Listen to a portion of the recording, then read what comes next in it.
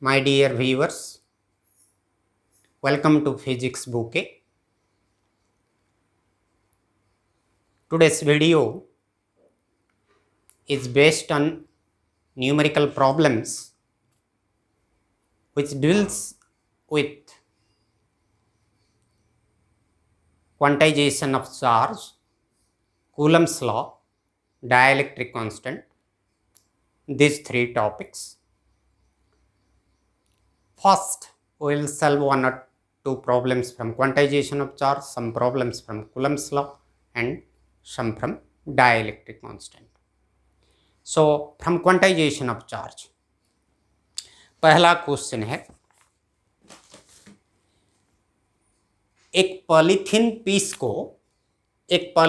Piece को ऊल के साथ रब किया गया। पॉलीथीन पीस को हम ऊल के साथ रब किए तो क्या हुआ? क्वेश्चन में दिया हुआ है पॉलीथीन में नेगेटिव चार्ज डेवलप हुआ।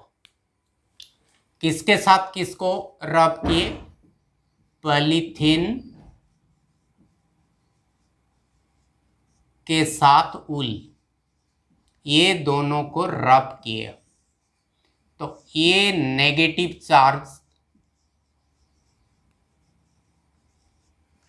नेगेटिवली चार्ज हो गया और उसका नेगेटिव चार्ज का वैल्यू दिया हुआ है 3 × 10⁻⁻7 coulomb.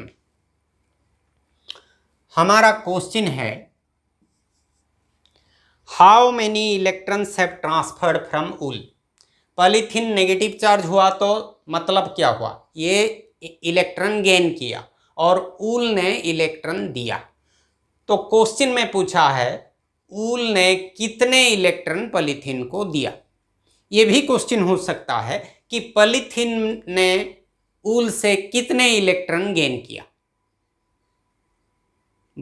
In both cases we will have same answer. So from quantization of charge we have Q is equal to Ne. N is number of electrons transferred, charge of electron, and Q is charge on the body.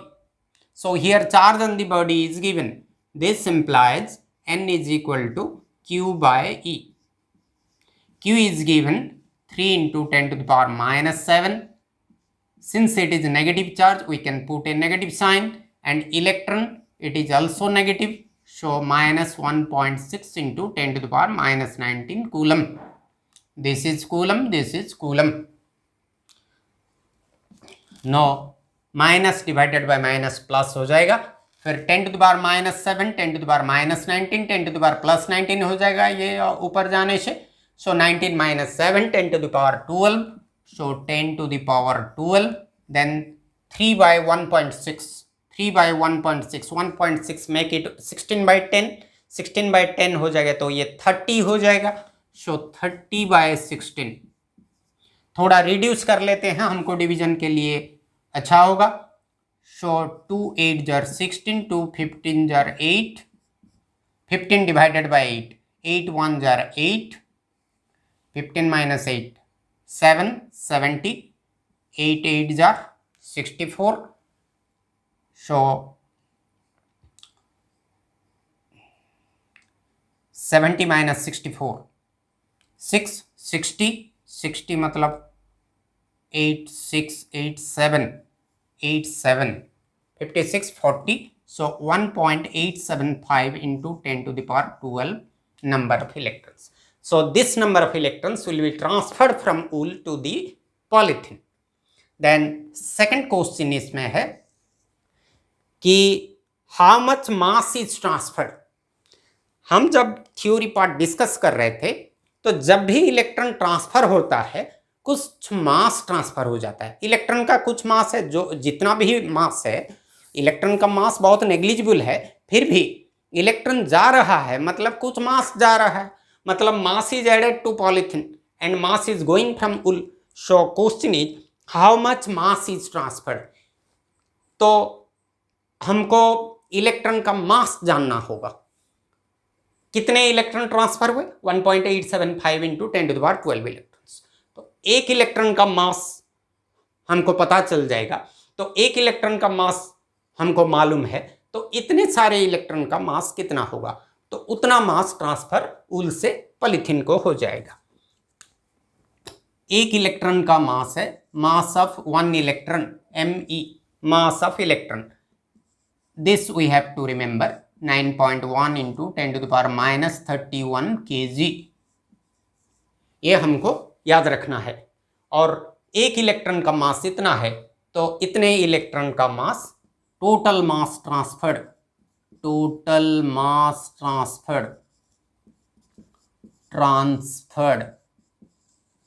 will be 1.875 into 10 to the power 12 into 9.1 into 10 to the power minus 31, this much kg.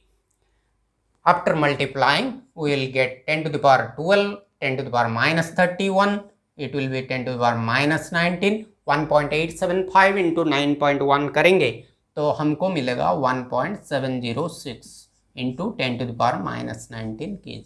So इतना mass transfer हो जाएगा वूल से किसको, polythene को। So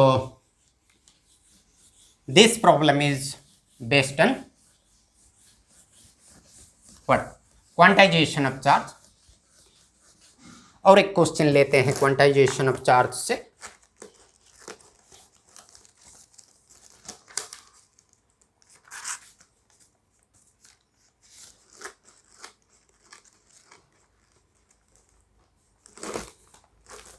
question है how many electrons are there in 1 coulomb of negative charge. How many electrons are there in 1 coulomb of negative charge।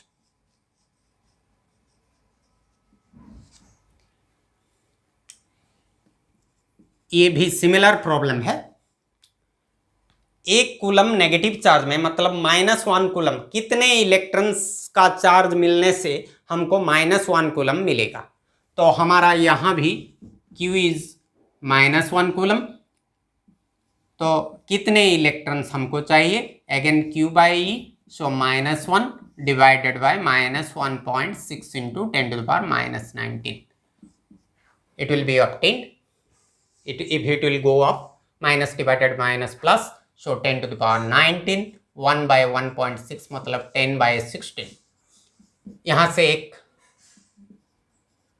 एक 10 ले आओ यहाँ से, तो 10 इंटू 10 100 हो जाएगा, और ये हो जाएगा 10 to the power 18 divided by 16। 100 divided by 16 करेंगे तो हमको मिलेगा 6.25 इंटू 10 to the power 18। सो इतने electron 6.25 into 10 to the power 18 electrons का चार्ज मिल जाएगा तो हमको -1 कूलम चार्ज मिलेगा।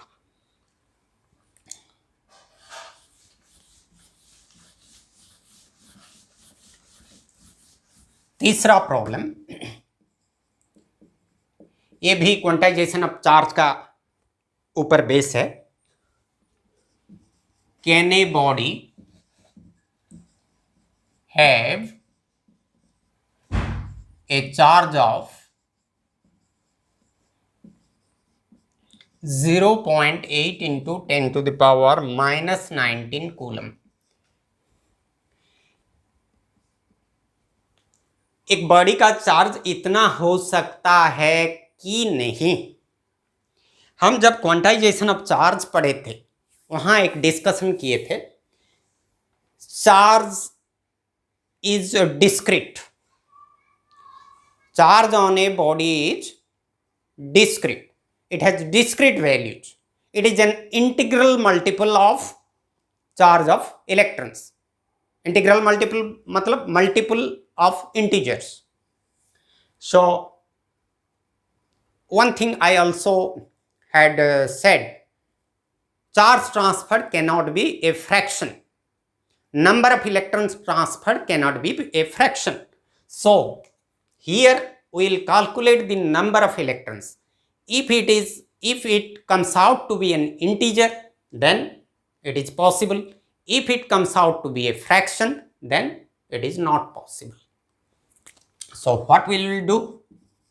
Again we will find out number of electrons. N is equal to Q by E. So 0.8 into 10 to the power minus 19 divided by 1.6 into 10 to the power minus 19. So what will be the answer? This 10 to the power minus 19, 10 to the power minus 19 cancel. So how much it will be? 0.8 by 1.6. So it will be 8 by 16. मतलब 1 by 2. So number of electrons is half. But our concept says that number of electrons transferred cannot be a fraction. So this much charge is not possible. Not possible. No. Answer is no. A body cannot have a charge of 0.8 into 10 to the power minus 19 coulomb. See, I am this is the first numerical problems I am doing. Gradually I will move to top problems. In the beginning, conceptual problems which are having very मतलब short answer questions, और ये problems ज़्यादा lengthy नहीं है. उसके बाद धीरे धीरे धीरे धीरे हम थोड़ा डिफिकल्टी को जाएंगे. पहले सिंपल प्रॉब्लम्स करते हैं. अभी कूलम्स लॉ के ऊपर बेसिक प्रॉब्लम कर लेते हैं.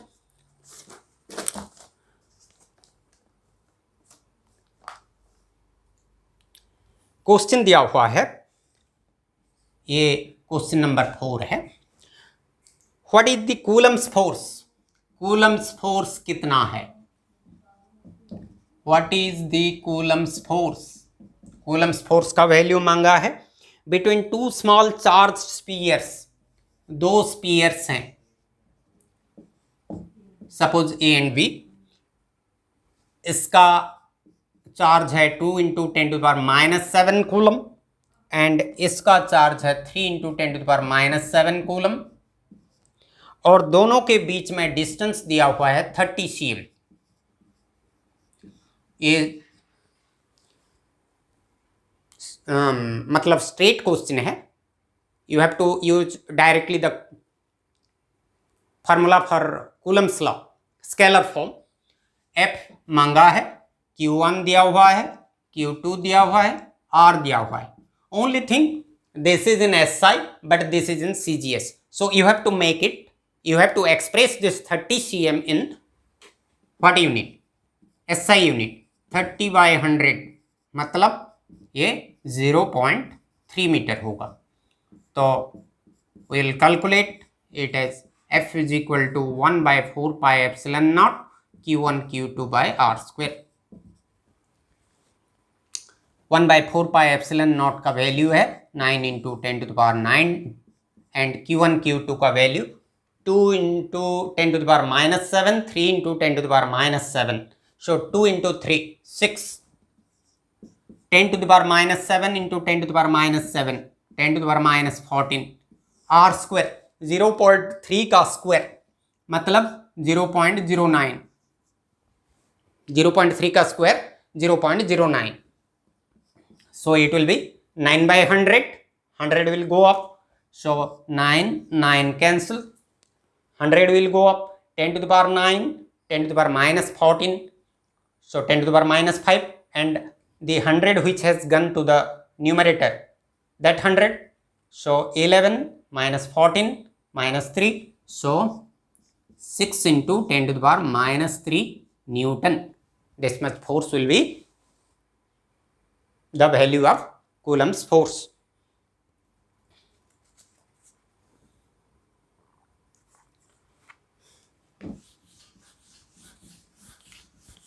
और कुछ और एक दो प्रॉब्लम का हिंट्स देता हूँ. बीच बीच में प्रॉब्लम पूछता है. एक इलेक्ट्रॉन लिए, एक प्रोटॉन लिए, तो उनके बीच में कूलम्स, उसके बीच में डिस्टेंस दिया होगा. Suppose 20 centimetre is distance. Take an electron and there is a proton. What will be the Coulomb's force? then you have to remember the charge of electron, charge of proton. Charge of electron is 1.6 into 10 to the power minus 19 coulomb. Proton का charge भी 1.6 into 10 to the power minus 19 coulomb. So Q1 के जगह और Q2 के जगह हम 1.6 into 10 to the power minus 19 coulomb put करेंगे. No sign, remember, no negative sign, no positive sign here required because we are taking magnitude. So and R is given 20 cm, you have to express it in meter. So 0.2 का square, then calculate the force. Similarly 2 electrons के बीच में force मांगा तो same thing, 2 protons के बीच में force same होगा.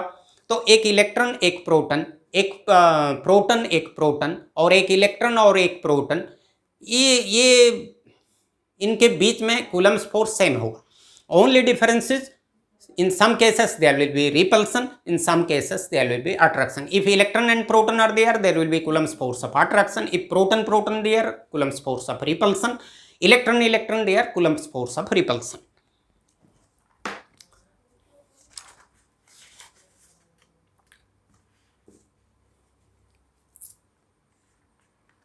Then एक क्वेश्चन दिया है, क्वेश्चन नंबर 6.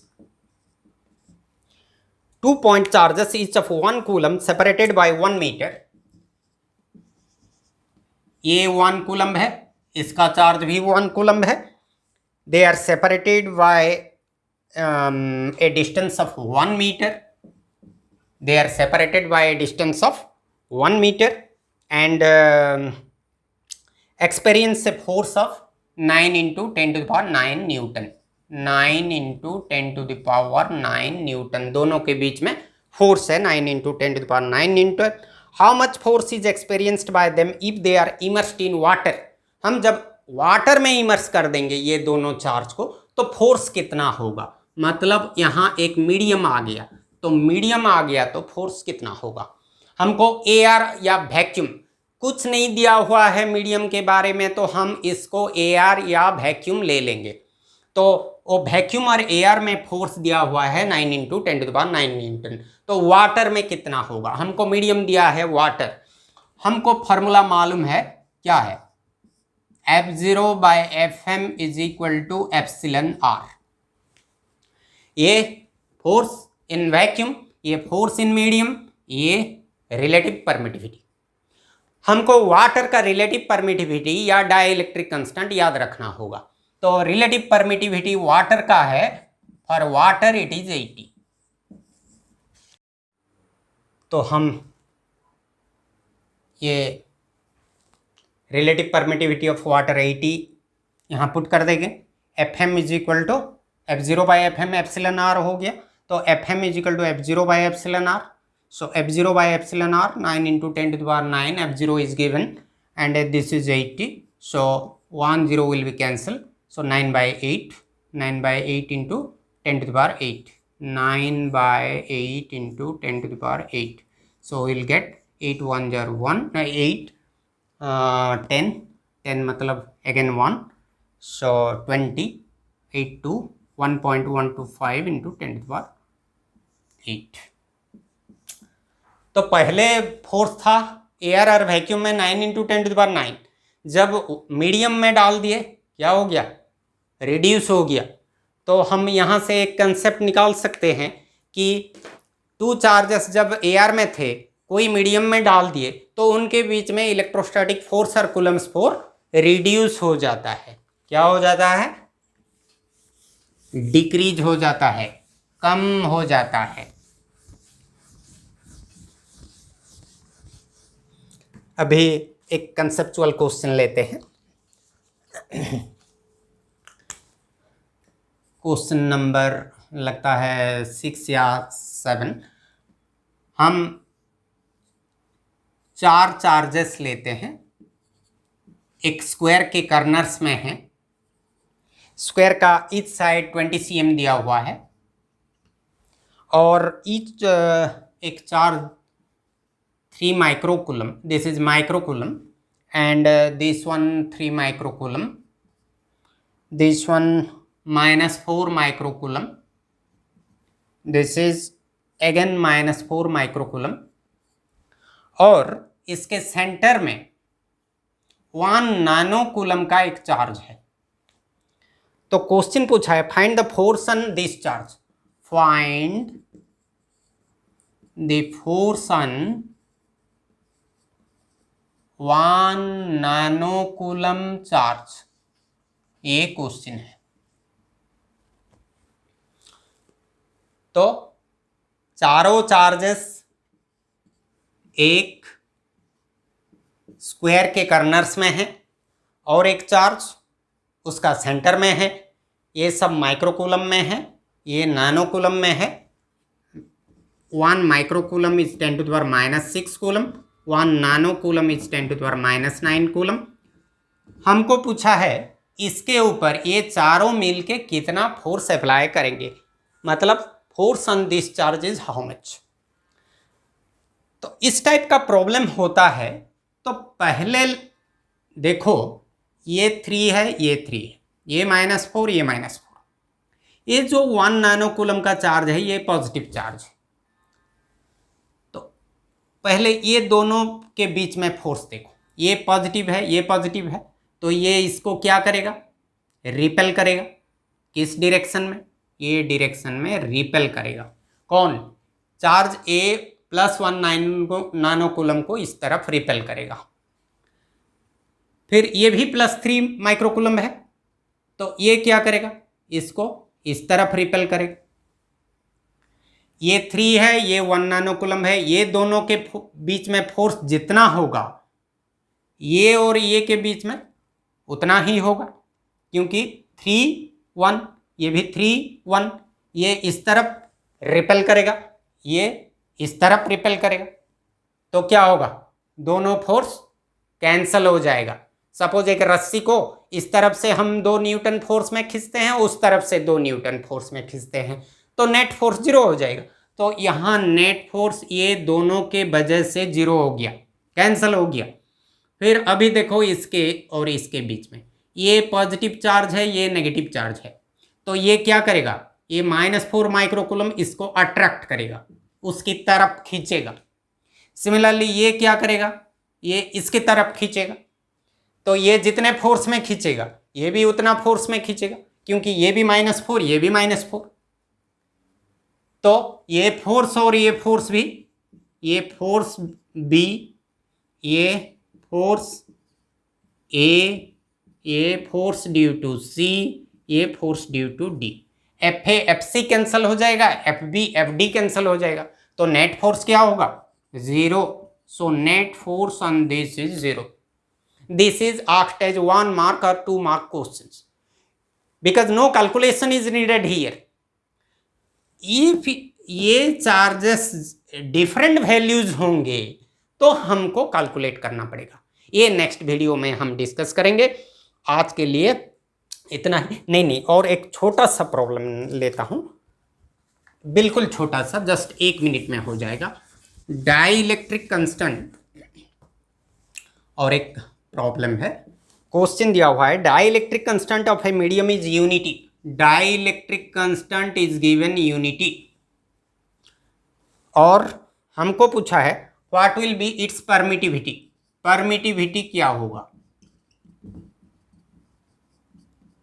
क्या दिया हुआ है, डाइलेक्ट्रिक कांस्टेंट या रिलेटिव परमिटिविटी हमको दिया हुआ है। परमिटिविटी क्या होगा, आंसर हमारे पास आंसर क्या है, epsilon R is equal to epsilon by epsilon 0 dielectric constant में है। थोड़ा और रेफर कर लो।